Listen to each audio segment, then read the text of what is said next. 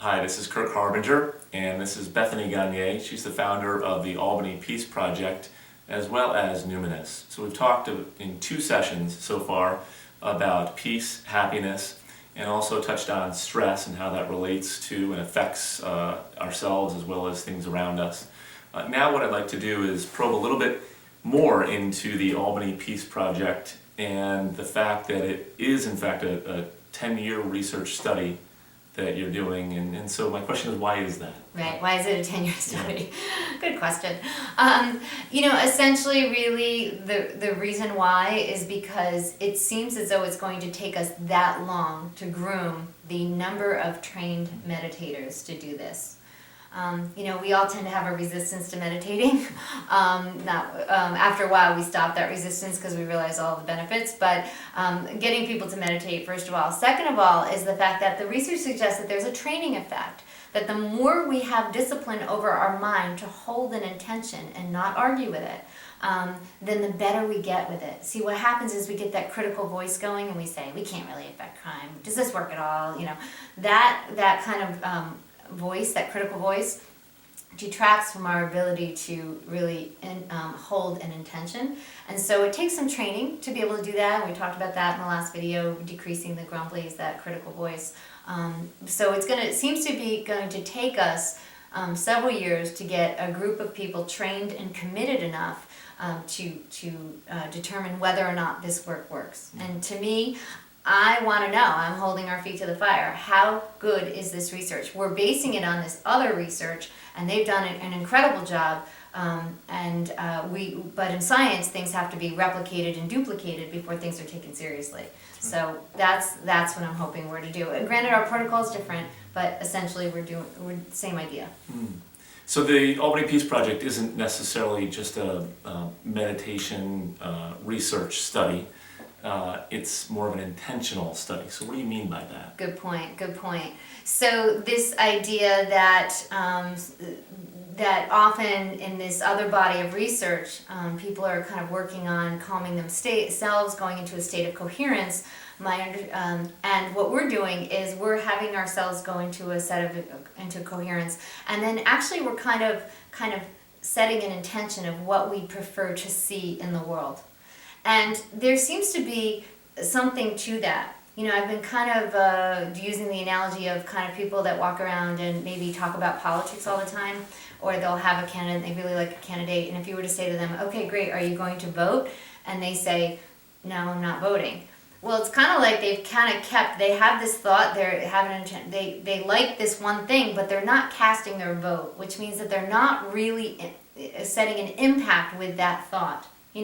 So I often feel like the Peace Project is we're voting. We're not just being complacent going, yeah, I'm part of the peace movement because I don't pull a trigger on a gun, and being complacent about it. We're actually taking a stand within ourselves saying that we choose to see more of this and not argue with it and have the discipline of mind to hold that thought long enough so that hopefully we could register something.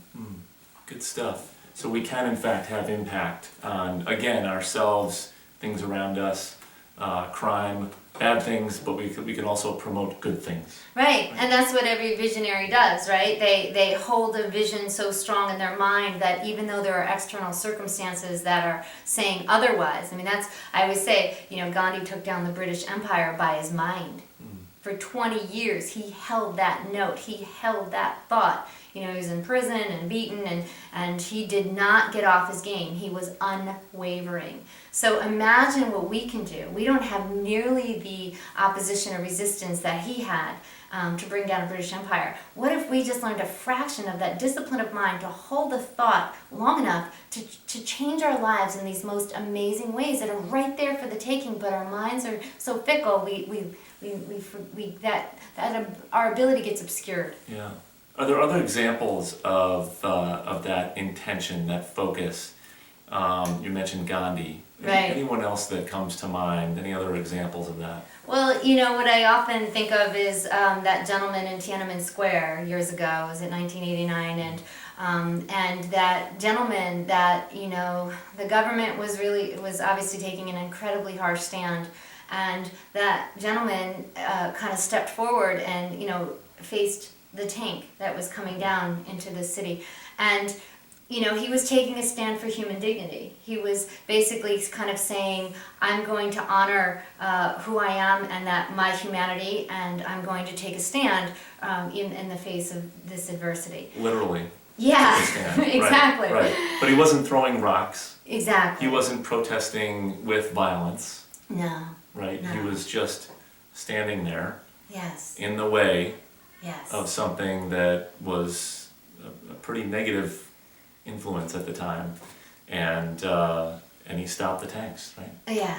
And I think about how, I've heard it said that our dignity, we don't really know our dignity until it's challenged, until we have to take a stand, not just be complacent and go, yeah, And I think that that's this underlying theme and alchemy of this work. It's kind of like I can refer to data and this and that in the science, but I can't really refer to data about this place that we find within, that when we take a stand for something that we know is good and right and true, that for us there's this profound alchemy that happens. And the more we own that space, and that's what the Albany Peace Project does, is bring us into the state of honoring our humanity, honoring who we are as human beings, and that we are being our brother's keeper, that we are taking a stand for eliminating the suffering of others, even in our own mind, and then sending those intentions. I have to tell you, that is a transformative experience and literally transforms people's lives, as I've been hearing this past year about people who have been participating in the last few years. Just yesterday I was at an event and I heard two people tell me those stories, and I don't always hear those stories because I'm kind of behind the camera or doing these, or and I've heard, and I know it because I've lived it.